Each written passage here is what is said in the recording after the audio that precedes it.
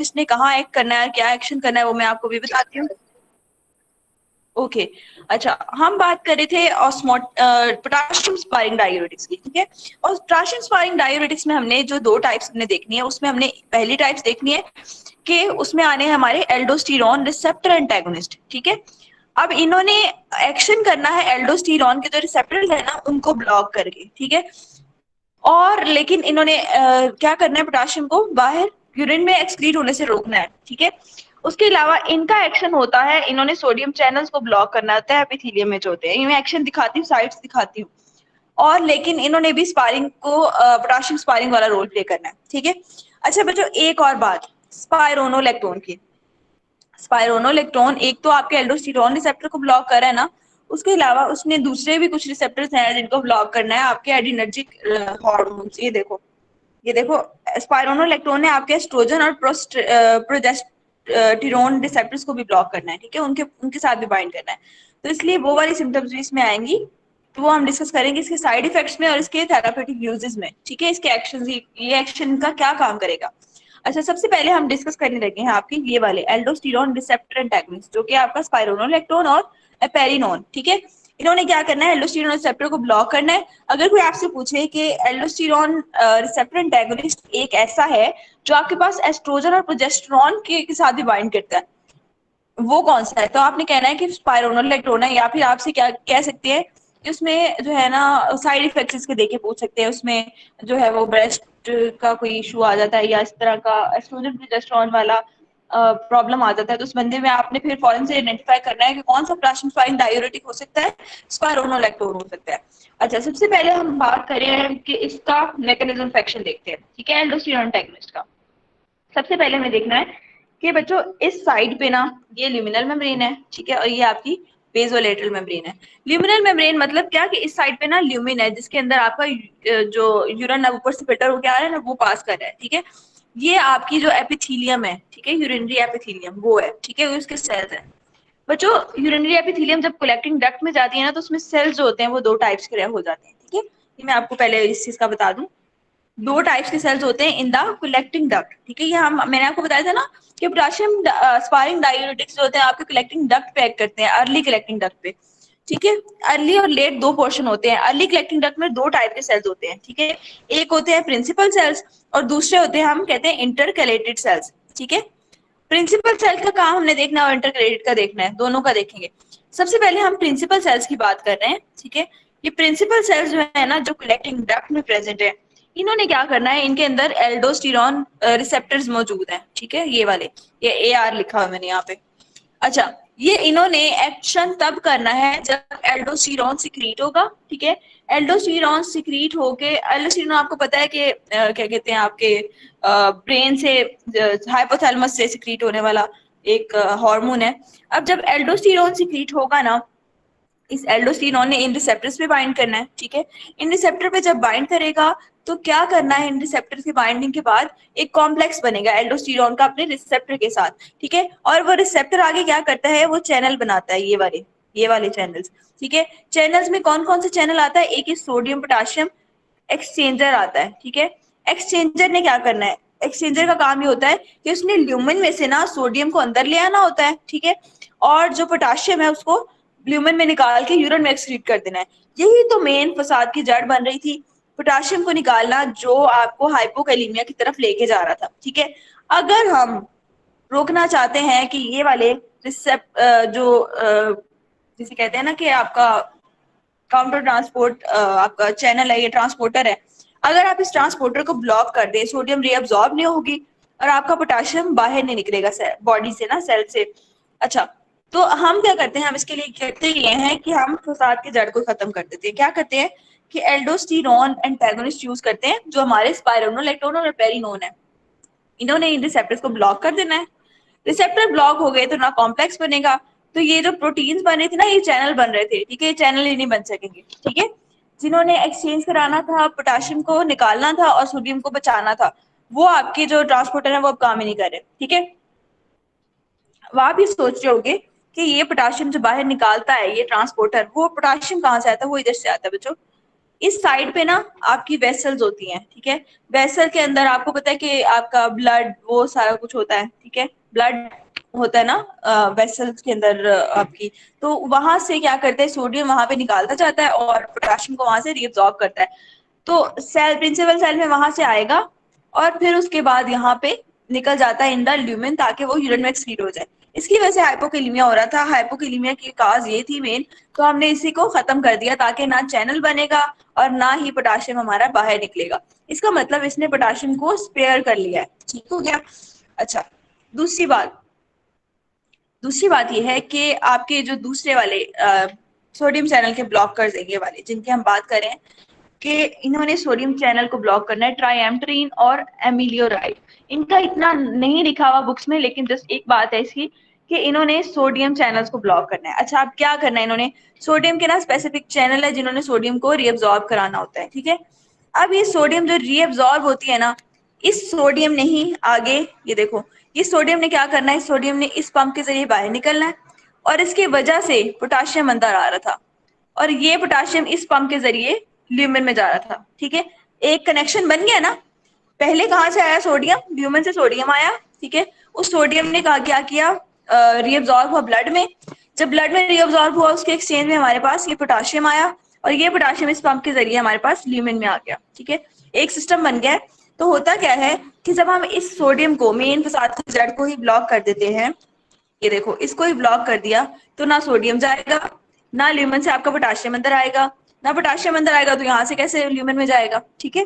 तो ये वाला काम रुक जाता है, ठीक है। तो इसका मतलब ये कि पोटाशियम की एक्सक्रीशन वाला रोल जो प्ले करना होता है उसको कम करने में आपके पोटाशियम स्पायरिंग डायूरेटिक्स जो है ना, वो इनका भी रोल होता है, स्पाइरोनोलैक्टोन और ये ट्राइमेट्रिन और मीथियोराइड का। अच्छा, ये बात हो गई। उसके बाद पहले हम इन्हीं का जिक्र कर लेते हैं, जो है ना इंटरकेलेटेड सेल्स का बाद में जिक्र करते हैं कार्बोनिक एनहाइड्रेज इनहिबिटर्स में, ठीक है। ये भी ना ही देखो। अच्छा, इसमें यहाँ पे मैंने आपको बताना था कि एपेरिनोन जो है, इसने सिर्फ एल्डोस्टेरोन रिसेप्टर्स को ही ब्लॉक करना है, लेकिन आपका जो स्पाइरोनोलैक्टोन है ना, वो आपके पास एस्ट्रोजन और प्रोजेस्टेरोन के रिसेप्टर के साथ भी बाइंड कर जाता है। अच्छा, इसका मेन मैकेनिज्म ऑफ एक्शन क्या होगा, आपने अगर समराइज फॉर्म में लिखना है तो उसने क्या करना है, एल्डोस्टेरोन रिसेप्टर्स को ब्लॉक करना है। जब रिसेप्टर्स ब्लॉक होते हैं तो क्या होता है कि आपको पता है, मैंने बताया था कि जब इसके साथ बाइंड होता है ना तो एक कॉम्प्लेक्स बनता है और उस कॉम्प्लेक्स की ट्रांसलोकेशन होती है, ठीक है, इसके रिसेप्टर्स की। तो वो कॉम्प्लेक्स जाता है into nucleus of target cell, उस सेल के न्यूक्लियस में जाता है। प्लीज जोहा लैटिन कर दें, एक स्टूडेंट है उनको लैटिन कर दें।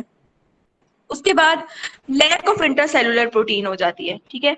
जो इंटरसेलुलर प्रोटीन, ये वाली प्रोटीन्स की बात करें, ट्रांसपोर्टर प्रोटीन जिन्होंने ऐसे निकालना है और अंदर लेके जाना है।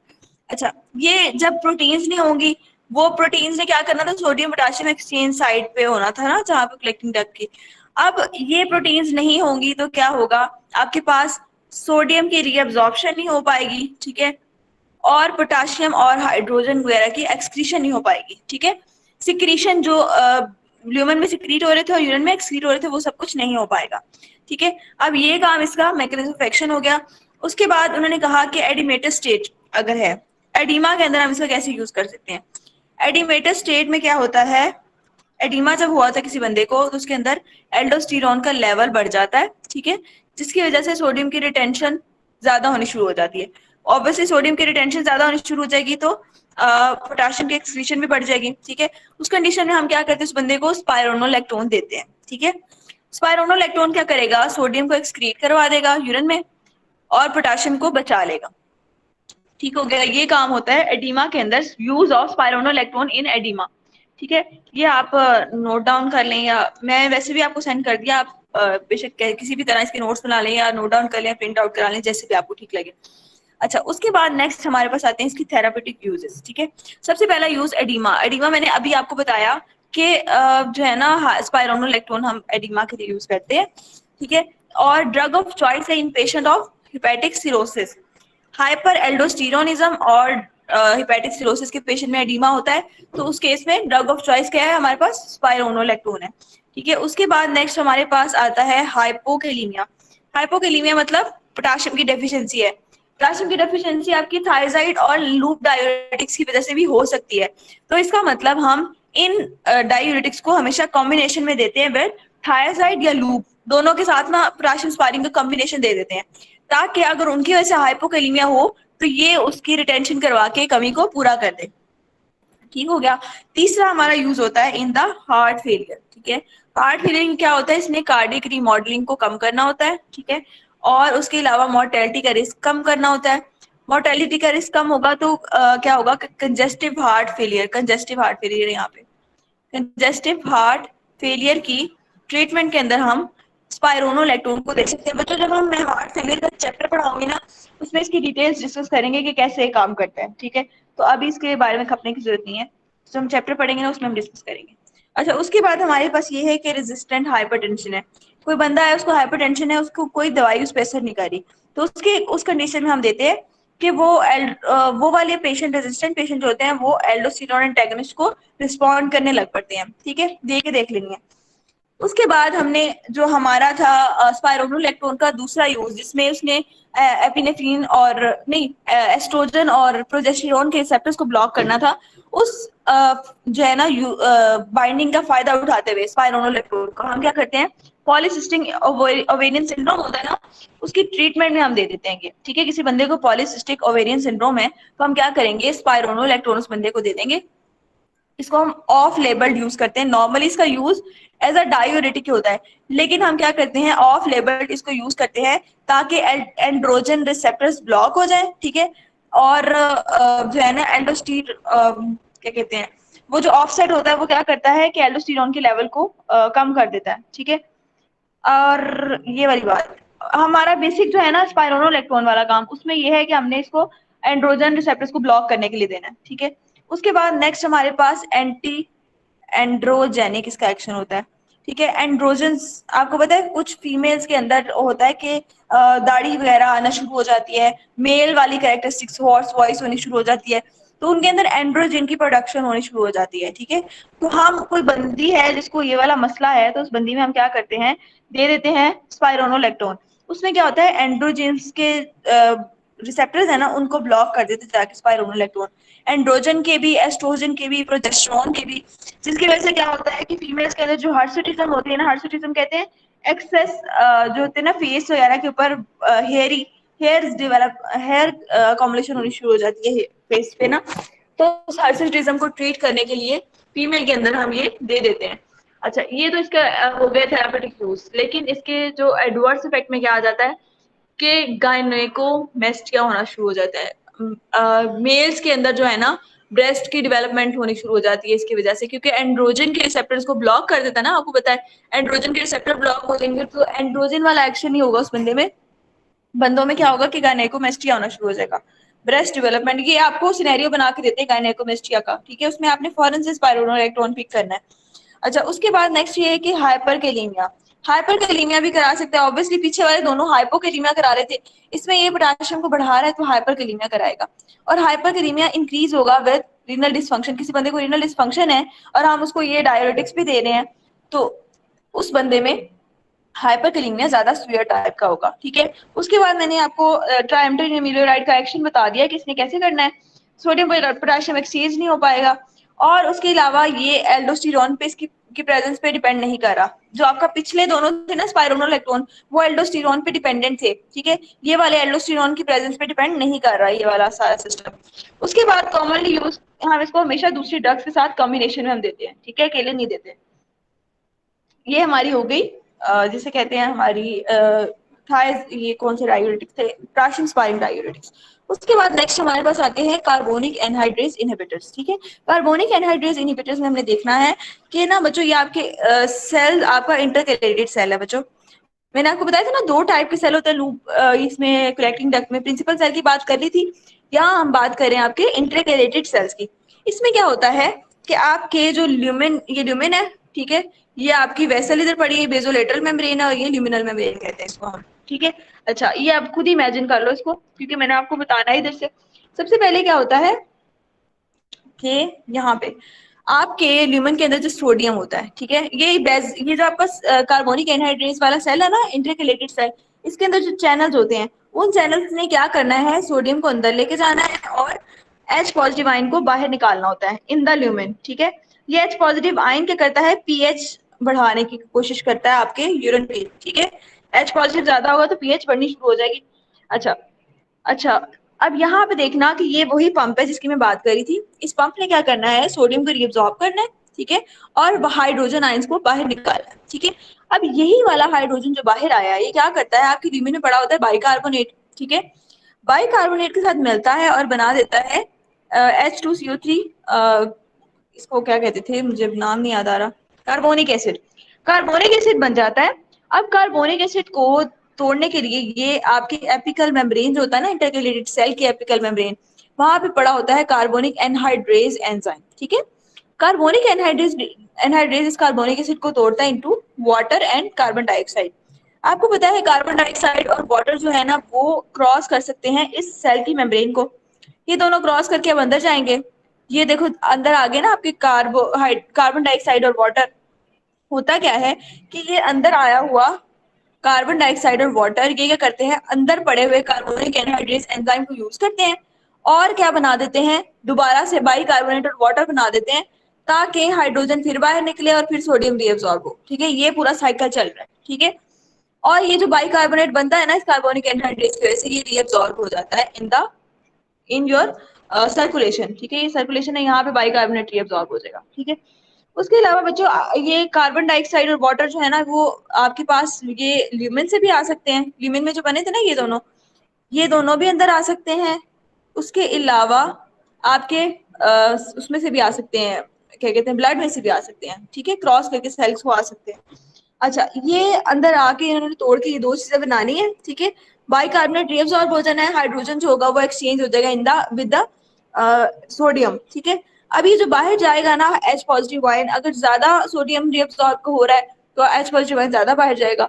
तो इस रिएक्शन पूरा साइकिल है ना, इसको हम रोकने के लिए हम क्या करते हैं, कार्बोनिक एनहाइड्रेज एंजाइम का इनहिबिटर दे देते हैं। ये देखो, ये मैंने बनाया हुआ है, कैट सी बनाई हुई है। कार्बोनिक एनहाइड्रेज एपिकल मेम्ब्रेन में भी ब्लॉक कर दिया, यहाँ पे भी ब्लॉक कर दिया। अब होगा क्या, ये जो हाइड्रोजन बाहर आया है ना, पहले तो आ गया, अब ये क्या होगा कि ये बाइकार्बोनेट को तोड़ नहीं सकेगा, कार्बोनिक एसिड को ना तोड़ेगा, ये बनेगा ही नहीं, तो ये अंदर नहीं जा सकेगा, ठीक है। अंदर आ भी गया है तो ये दोबारा से H पॉजिटिव आयन और बाइकार्बोनेट को नहीं बना सकता, जिसकी वजह से सोडियम की एब्जॉर्प्शन भी रुक जाती है और H पॉजिटिव आयन का रिलीज भी रुक जाता है, ठीक है। अब ये देखो, इनहिबिट कर देते हैं कार्बोनिक एनहाइड्रोज को बोथ इंट्रासेलुलरली भी और एपिकल पे भी, ठीक है, एपिकल मेम्ब्रेन पे भी, दोनों पे इनहिबिट कर देते हैं। अच्छा, इसकी वजह से क्या होता है कि आपके हाइड्रोजन की फॉर्मेशन इनसाइड जो है वो पीसीजी वो भी कम हो जाती है, ठीक है। उसके बाद नेक्स्ट हमारे पास क्या होता है, सोडियम हाइड्रोजन ट्रांसपोर्ट रुक जाती है, कम हो जाती है। सोडियम और बाइकार्बोनेट की कंसंट्रेशन ल्यूमिन में ज्यादा हो जाती है, क्योंकि बच्चों देखो, ये बाइकार्बोनेट ने क्या करना था, हाइड्रोजन के साथ मिलके कार्बोनिक एसिड बनाना था। अब ये हाइड्रोजन आ नहीं रहा अंदर से, तो क्या होगा कि बाइकार्बोनेट नहीं बन सकेगा, ठीक है, इसकी अकोमोलेशन होनी शुरू हो जाएगी। कार्बोनिक एसिड नहीं बन सकेगा, बाइकार्बोनेट अकोमोलेट होना शुरू हो जाएगा। आपको पता है कि इसी हाइड्रोजन की वजह से ही तो सोडियम एक्सचेंज होकर अंदर जा रहा था। अब सोडियम भी नहीं अंदर जा सकेगा, पंप ही नहीं काम करेगा, हाइड्रोजन ही नहीं है, तो क्या होगा कि सोडियम भी अकोमोलेट होना शुरू हो जाएगा, इन दोनों चीजों की अकोमोलेशन हो जाएगी इन द ल्यूमेन, ठीक है। उसके बाद ये कि इसकी वजह से क्या होगा कि डायूरेसिस का एक्शन बढ़ जाएगा। सोडियम और आपको पता है कि ये यूरिन में एक्सक्रीट होना शुरू हो जाएंगे, बॉडी इनसे छुटकारा भी हासिल कर लेगी। और क्या होगा, आपके हाइड्रोजन आयंस जो है, पीएच भी उसकी राइज नहीं करेगी यूरिन की। अच्छा, ये इसका काम हो गया। इसके दो तीन एक्शन है जस्ट। सबसे पहला एक्शन तो इसका ये है कि ग्लूकोमा की ट्रीटमेंट में हम देते हैं, ठीक है। ग्लूकोमा में क्या करता है, मैंने आपको ग्लूकोमा की ड्रग्स वाला टेबल भी पढ़ाया था, उसमें मैंने पढ़ाया था आपको एसीटाजोलामाइड। ये बच्चों की ड्रग्स हमने पढ़ी, इसकी दो ड्रग्स हैं, एसीटाजोलामाइड और डोरजोलामाइड। मोस्टली जो है ना, हम यूज तो एसीटाजोलामाइड ही करते हैं, लेकिन मच लेस एफिकेशियस होती है ये, इतनी एफिशिएंट ड्रग्स नहीं है ये, और लेस एफिकेशियस है। नाम इनकी याद कर लो। और इसका यूज ग्लूकोमा के अंदर बच्चों मैंने आपको बताया था कि जब टेबल मैंने उसका पढ़ाया था तो उसमें मैंने आपको बताया था कि कार्बोनिक एनहाइड्रेज इनहिबिटर्स भी होते हैं, जिसमें एसीटाजोलामाइड हम मोस्टली यूज करते हैं, दोनों यूज कर सकते हैं, लेकिन मोस्टली क्या यूज करते हैं, एसीटाजोलामाइड यूज करते हैं आई की ग्लूकोमा के लिए। ये क्या करता है, ये प्रोडक्शन जो हो रही होती है ना आपके एक्रोस की, वो कम कर देता है, ठीक है। क्योंकि कार्बोनिक एनहाइड्रेज जो होता है ना सिलियरी मेम्ब्रेन पे, उसको ब्लॉक कर देता है, तो जिसकी वजह से क्या होता है कि एक्वस ह्यूमर की प्रोडक्शन कम हो जाती है। जब एक्वासोमेट की प्रोडक्शन कम होती है तो इंट्राओकुलर प्रेशर जो है ना वो भी कम हो जाएगा। जब वो कम होगा तो उसने ट्रीट क्या करना है, ओपन एंगल ग्लूकोमा को ट्रीटमेंट में यूज होता है ये, ठीक है। ये हो गया हमारा एक तो ट्रीटमेंट एसिटाजोलामाइड का यूज, के वो इस काम के लिए यूज हो सकता है। डोरजोलामाइड भी हो सकता है लेकिन मोस्टली एसिटाजोलामाइड प्रेफर करते हैं। दूसरा काम क्या होता है, दूसरा काम होता है अल्टीट्यूड सिकनेस। कुछ लोग होते हैं जब ऊंचाई पे जाते हैं ना वो, उनको वॉमिटिंग शुरू हो जाती है। पहाड़ों पे या ऐसी जगहों पे जाए ना अल्टीट्यूड पे, तो उनको वॉमिटिंग शुरू हो जाती है, सांस घुटना शुरू हो जाता है। उसको हम कहते हैं अल्टीट्यूड सिकनेस। तो अगर किसी बंदे ने अल्टीट्यूड हाई अल्टीट्यूड पे जाना है, उसको डर है कि मुझे अल्टीट्यूड सिकनेस हो सकती है, मुझे वॉमिटिंग हो सकती है, तो वो बंदा प्रोफिलैक्सिस के तौर पे एसिटाजोलामाइड ले सकता है, ठीक है। इसने करना है weakness, breathlessness, dizziness, nausea, cerebral pulmonary oedema, ये सारी सिम्टम्स होती हैं बच्चों। जब बंदा हाइट पे जाता है ना, तो उसको लगता है कि मेरा सांस रुक रहा है, मुझे सांस नहीं सही तरह आ रहा, मुझे नर्वसनेस हो रही है, ब्रीथलेसनेस हो रही है, नोजिया हो रहा है, मेरे सर दर्द है, चक्कर आ रहा है मुझे। इस तरह की सिम्टम्स होती है, उसको ट्रीटमेंट के लिए प्रोफाइलैक्सिस के तौर पे हम पहले ही बंदे को एसिटाजोलामाइड दे देते हैं। उसके अलावा मेटाबॉलिक अल्कलोसिस की ट्रीटमेंट में हम इसको यूज करते हैं, ठीक है। और उसके बाद नेक्स्ट इसका फार्मेकोकाइनेटिक है। फार्मेकोकाइनेटिक में ये है कि बस रीनल इलिमिनेटेड है, जस्ट नॉट सिग्निफिकेंट। ओ आईवी और ओरल दोनों हम दे सकते हैं इसको, ठीक है। एडवर्स इफेक्ट में इसके नाम याद कर लें, just carbonate urea, obviously bicarbonate urine में अकोमुलेट हो रहा है तो बाइकार्बोनेट यूरिया होगा। हाइपोकैलीमिया हो सकता है इसमें, ठीक है। उसके अलावा हाइपर क्लोरीमिया। हाइपर क्लोरीमिया क्यों, यहाँ पे बच्चों एक रुको, एक मिनट, एक चीज मैं आपको बताना भूल गई। ये देखो यहाँ पे जो क्लोराइड है ना, वो आपके प्रिंसिपल सेल और इंटरक्लेटेड सेल के दरमियान से पास हो जाते हैं, जो इंट्रा इंटरसेलुलर चैनल जिसे कहते हैं, वहां से क्रॉस कर रहे हैं। और उसके अलावा यहाँ पे ये देखो, ये बाइकार्बोनेट और क्लोराइड का चैनल भी है, ठीक है। ये वाला चैनल बच्चों, ये इसकी वजह से हाइपर क्लोरीमिया होता है। क्यों होता है, देखना अभी। ये जो हमने बाइकार्बोनेट बनाई थी ना कार्बोनिक एनहाइड्रेज में, ठीक है, तो ये बाइकार्बोनेट को जब हम बाहर निकालते हैं इनटू ब्लड के अंदर भेज रहे हैं, तो ब्लड से क्लोराइड इसके एक्सचेंज में अंदर आता है, ठीक है। अब जब वो क्लोराइड नहीं आ सकेगा तो इस क्लोराइड की अकोमुलेशन होनी शुरू हो जाएगी इन द ब्लड, ठीक है। ब्लड में अकोमुलेट होना शुरू हो जाएगा और हाइपर क्लोरीमिया हो जाता है, ठीक है। अच्छा, ये बात हो गई। नेक्स्ट हमारे पास एक ही पॉइंट रह गया है जिसको हम कहते हैं ऑस्मोटिक डायूरेटिक्स। ऑस्मोटिक डायूरेटिक बहुत आसान है, इंतहाई आसान। ये इसमें मैनिटोल एक ही ड्रग है जिसको हम देते हैं। इसने पूरा जो है ना आपका नेफ्रॉन पूरा का पूरा, ठीक है, पूरे के अंदर जो है ना वाटर की रीअब्जॉर्प्शन को कम खत्म कर देना है, कम कर देना है। देखो, वाटर रीअब्जॉर्प्शन को ब्लॉक कर देना है in the through out the tubule, ठीक है। आपकी डीसीटी में भी, लूपोफेनले में भी, पीसीटी में भी, सारे में, कलेक्टिंग डक्ट में भी। इसमें क्या होगा, यूरिनरी आउटपुट जो होगा ना, यूरिन वॉल्यूम वो बढ़ जाएगा, ठीक है। वाटर ज्यादा से ज्यादा यूरिन में एक्सक्रीट हो जाएगा, ठीक है। उसके अलावा किसी बंदे को इंट्राक्रेनियल प्रेशर है, बहुत बड़ा हुआ है, एडीमा है, इंट्राक्रेनियल प्रेशर है, तो उस केसेस में हम मोस्टली ये देते हैं मैनिटोल, ताकि वो जो एक्सेस फ्लूइड है ना वो यूरिन की फॉर्म में निकल जाए, ठीक है। और इसको हमेशा आईवी फॉर्म में देना है, ओरली नहीं देना मैनिटोल को, ठीक है। उसके अलावा इसने इसके यूज क्या है, ग्लूकोमा में यूज है, इंट्राक्रेनियल प्रेशर को ट्रीट करने के लिए यूज है। और उसके अलावा एलिग्यूरिक स्टेट्स, रेब्डोमाइलोसिस बच्चों एक डिजीज होता है, उसमें क्या होता है कि यूरिन कम आता है, ओलिग्यूरिक मतलब लेस यूरिन एक्सक्रीशन। तो उस कंडीशन में क्या होता है कि हम ऑस्मोटिक डायूरेटिक अगर हम दे दें तो उसमें वाटर की जो है ना वो excretion in the form of urine वो ज्यादा हो जाती है, ठीक है। उसके अलावा इसके दो ही हमारे पास साइड इफेक्ट्स है। एक तो ये है एक्यूट हाइपोवोलेमिया, ठीक है, वॉल्यूम कम हो जाएगा ब्लड का, अगर बहुत ज्यादा वाटर यूरिन की फॉर्म में निकल रहा है तो ऑब्वियसली हाइपोवोलेमिया हो सकता है। उसके अलावा डिहाइड्रेशन हो सकती है बॉडी के अंदर, ठीक है। ये दो ही इसके एडवर्स इफेक्ट्स हैं। यहाँ तक हमारा चैप्टर कंप्लीट हो जाता है। आज के लिए बस हम यही कंप्लीट करेंगे। नेक्स्ट हम कल से इंशाल्लाह स्टार्ट करेंगे। हार्ट फेलियर कल पढ़ लेंगे या एंजाइना पढ़ लेंगे, और हमारे पास एरिथमियाज हैं। ये तीन चैप्टर्स हैं बेसिक जो हार्ट के, और फिर हाइपरलिपिडीमिया, और इस तरह से सीक्वेंस में हम चलते जाएंगे। कोई प्रॉब्लम बच्चों? अभी एल्डोस्टेरोन वालों का ना मैकेनिज्म ऑफ एक्शन रिपीट कर दे। मैं करती हूँ। ये रहा एल्डोस्टेरोन, ये रहा। बच्चों पता क्या होता है, सबसे पहले ना ये आपका होता है एल्डोस्टेरॉन रिसेप्टर, ठीक है। एल्डोस्टेरॉन जो रिसेप्टर है ना, इसने क्या करना है, सबसे पहले एल्डोस्टेरॉन आके जब इसके साथ बाइंड करेगा, ठीक है, ये एल्डोस्टेरॉन आ गया, बाइंड करता है ना, तो ये कॉम्प्लेक्स बनाता है, ठीक है। उस कॉम्प्लेक्स ने मूव करना है, ये प्रिंसिपल सेल है ना पूरा, सेल का न्यूक्लियस होगा यहाँ पे एक, इसने न्यूक्लियस पे के पास जाना है। न्यूक्लियस के पास आपको पता है, न्यूक्लियस के पास जाएगा तो न्यूक्लियस के अंदर आपके पास मशीनरी होती है, एटीपी सिंथेसिस वगैरह के लिए राइबोसोमल आरएनए उसने बनाने होते हैं, और राइबोसोमल आरएनए ने भी आगे जाके आरएनए से प्रोटीन्स बनानी होती है, ठीक है। न्यूक्लियस की वजह से ही तो न्यूक्लियस से सिग्नल जाएगा तो प्रोटीन बनेगी ना। तो इसके पास जब तक सिग्नल नहीं आएगा, एल्डोस्टेरॉन रिसेप्टर पे लगेगा तो वो न्यूक्लियस में जाएगा, न्यूक्लियस को कहेगा कि ट्रांसपोर्ट वाली प्रोटीन्स बनाओ, ठीक है। तो होता क्या है कि जब ये ट्रांसपोर्ट वाली प्रोटीन्स का सिग्नल आता है तो ऑब्वियसली प्रोटीन्स बनेंगी, और ये चैनल वाली प्रोटीन बनेगी, ये वाली एक्सचेंज वाली, जिसने सोडियम को अंदर लेके आना है और पोटेशियम को बाहर निकालना है। और यही जो था ना, पोटेशियम को की एक्सक्रीशन में रोल प्ले कर रहा था, ठीक है। ल्यूमेन के अंदर जो पोटेशियम की एक्सक्रीशन हो रही थी ना, जिसकी वजह से हाइपोवोलेमिया हो रहा था, ये बेसिक काज थी। अब अगर हमने यहाँ पे ब्लॉकेट दे दी है, ठीक है, ब्लॉकेट किस लेवल पे दिया है हमने, हमने एल्डोस्टेरॉन के लेवल पे दे दी है शुरू से ही, ठीक है। एल्डोस्टेरॉन के लेवल पे अगर हमने ब्लॉकेट दे दी, एल्डोस्टेरॉन रिसेप्टर्स को ब्लॉक कर दिया है, तो एल्डोस्टेरॉन रिसेप्टर ने मूव करना था इन द न्यूक्लियस, ठीक है। न्यूक्लियस में जाके कहना था ना कि ऐसा मैसेंजर आरएनए बनाओ जिसके पास जो है वो इन ट्रांसपोर्ट प्रोटीन के लिए सिग्नलिंग हो, इनको बनाने के लिए।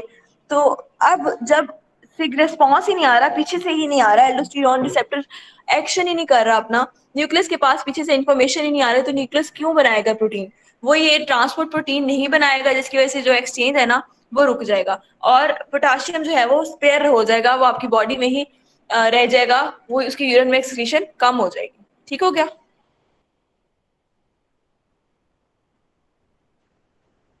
अब क्लियर है? यहां से भी मैं जी आपको आप ही बता देती क्लियर हूँ। है। देखो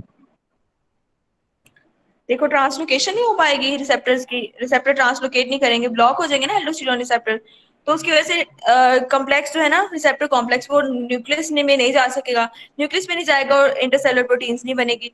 इंटरसेलुलर प्रोटीन्स ने सोडियम एक्सचेंज करवाना होता है ना, उसको स्टिमुलेट करना होता है।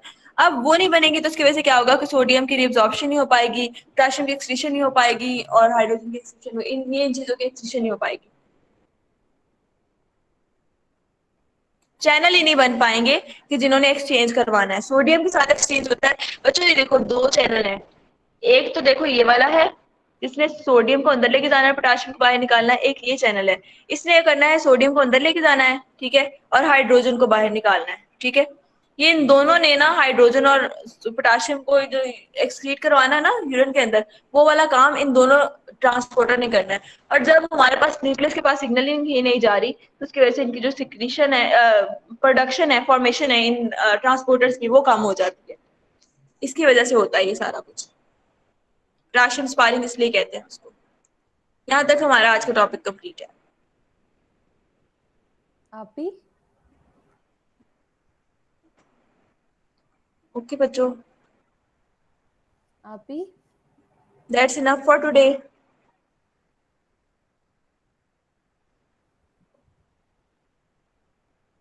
समझ आइए? आप ही हाँ जी। आप ही ये डायरेटिक्स में से क्वेश्चन किस टाइप के आते हैं? कोई सिनेरियो देते हैं या सिंपल? सिनेरियो भी आ जाता होता है, सिनेरियो मोस्टली आते हैं। उसमें ये होता है कि जब फॉर एग्जांपल बच्चों सुन लो जो बैठे हुए हैं, भागो ना भी। अच्छा, इसमें क्या होता है कि सबसे पहले अगर हम बात करें किसी ऐसे पूछ सकते हैं कि किसी बंदे को हाइपर ऑक्सिल यूरिया है, यूरिन के अंदर जो है ना वो बहुत ज्यादा कैल्शियम निकल रहा है, ठीक है, तो उस कंडीशन में हम कौन सा डायूरेटिक प्रेफर करेंगे? तो उसमें आपने फॉरन से कहना है कि हम थायराइड डायूरेटिक देंगे। वो क्या करता है थायराइड डायूरेटिक? वो कैल्शियम को अब्सॉर्ब ज्यादा करवाता है, रीअब्सॉर्प्शन कैल्शियम की ज्यादा कराता है, जिसकी वजह से जो आपको यूरिनरी ट्रैक्ट है ना उसमें कैल्शियम कम से कम हो जाता है और वो स्टोन बनने के चांसेस कम हो जाते हैं, ठीक है। इस तरह का आ सकता है एमसीक्यूज। उसके अलावा उन्होंने पूछ सकते हैं कि हार्ट फेलियर के अंदर आपने कौन सा डायूरेटिक प्रेफर करना है, ठीक है, तो आपने कहना है कि लूप डायूरेटिक हम हार्ट फेलियर में प्रेफर करते हैं, ठीक है। और जो है वो उसके साथ कॉम्बिनेशन में हम ना वो दे देते हैं, क्या कहते हैं, पोटेशियम स्पारिंग दे देते हैं, ताकि हाइपोकैलेमिया को ट्रीट किया जा सके, वो हाइपोकैलेमिया ना हो जाए। उसके अलावा ये पूछा जा सकता है कि थायराइड मोस्ट कॉमनली यूज जो होते हैं ना वो थायराइड होते हैं, ठीक है। और मोस्ट इफेक्टिव जो होते हैं वो आपके लूप डायूरेटिक होते हैं। उसके अलावा स्पाइरोनोलेक्टोन बहुत पूछा जाता है बच्चों। इसका जो एक्शन है ना गायनेकोमेस्टिया वाला, उस पे सिनेरियो बन के आता है मोस्टली, कि बंदा एक प्रेजेंट किया है, उसके अंदर ये सिम्टम्स हैं, उसको वो उसमें आपको जहां पे भी नजर आ गया कि गायनेकोमेस्टिया उसके अंदर सिम्टम अपीयर हो रही है, कोई उस बंदे को हाइपरटेंशन थी, उन्होंने सिनेरियो देना है, एक बंदा था उसको हाइपरटेंशन थी, उसने हाइपरटेंशन के लिए वो ड्रग ले रहा था, या उसको एडिमा हुआ था तो उसने ड्रग ले रहा था, तो उस ड्रग की वजह से ना उसको सिम्टम्स जो एडवर्स इफेक्ट अपीयर हो रहे हैं, उसमें उसको गायनेकोमेस्टिया हो रहा है, ठीक है। तो कौन सी वो ड्रग थी, ये एमसीक्यू बन के आता है। तो आपने फौरन से कहना है स्पाइरोनोलेक्टोन वो ऐसी ड्रग है, ठीक है, इस तरह का एमसीक्यू बन जाता है। उसके अलावा पल्मोनरी एडिमा वगैरह के अंदर आप कौन सा डायूरेटिक देते हो, तो आपने स्पाइरोनोलेक्टोन ही कहना है, ठीक है। स्पाइरोनोलेक्टोन एडिमास वगैरह में देते हैं, और हेपेटिक सिरोसिस की वजह से एडिमा हुआ है, या किसी भी कॉज की वजह से, या हाइपर एल्डोस्टेरोनिज्म, थायराइडिज्म वगैरह की वजह से, तो आपने कहना है कि कौन सा डायूरेटिक प्रेफर करेंगे, हम स्पाइरोनोलेक्टोन प्रेफर करेंगे। उसके अलावा ग्लूकोमा की ट्रीटमेंट में कौन सा डायूरेटिक देना है, एसीटाजोलामाइड देना है, ठीक है, हमेशा। उसके बाद एक और पूछा जाता है कि वो मैनिटोल का पूछ लेते हैं, ठीक है। मैनिटोल के ऊपर भी मतलब मैनिटोल ऐसे इंपॉर्टेंट नहीं है मोस्टली। एसिटोजोलामाइड पे जब आता है तो अल्टीट्यूड सिकनेस पे एमसीक्यूज आता है कि बंदा है वो उसने जो है वो सफर करना है, या उसने जाना है माउंटेन्स पे जाना है, तो हिली एरियाज की तरफ जाना है, तो उस बंदे को ना उसको डर है कि उसको ये सिम्टम्स आ सकते हैं, नर्वसनेस हो सकती है, तो क्योंकि पहले वो गया तो उसको ये सिम्टम्स आई हैं, तो उस बंदे के अंदर एज अ प्रोफिलैक्सिस हम कौन सी ड्रग दे सकते हैं, तो आपने फौरन से कहना है सीटाजोलामाइड। मतलब ये इसकी थेरापेटिक यूजेस है ना, इनको यूज करते हुए ना वो आपको क्या कहते हैं कि वो सिनेरियो बना के देते हैं, इसमें मोस्टली सिनेरियो आता है, और बहुत इंपॉर्टेंट चैप्टर है डायूरेटिक्स का। जी थैंक यू अब आप समझ आइए रूज? जी आप ही आ वेलकम। गई। और इसके अलावा मैंने ना ये जो आपको पीडीएफ शेयर किया है, इसमें सबसे पहले पेज पे सारे जो है ना चैप्टर का निचोड़ एक निकाल के लिखा हुआ है कि आपने एंड पे रिवाइज करना है, तो आप चीजों को ना देखते जाओ, गुजारते जाओ, और एक शॉर्ट लिस्टिंग समझ लो, बहुत प्रिसाइज किस्म की, एक पेज पे एक चैप्टर को लाना, तो वो वाला काम चीजें निकाल के लिखी हुई हैं, तो आप वहां से भी एक बार एंड पे देख सकते हो, जब तैयार कर लो ना तो एंड के ऊपर उसको गो थ्रू कर सकते हो। जी आप ही जज़ाकल्लाह। बारकल्लाह। ओके बच्चों, फिर अल्लाह हाफिज, आज के लिए बहुत है। अल्लाह हाफ़िज़ आप ही। अल्लाह हाफिज।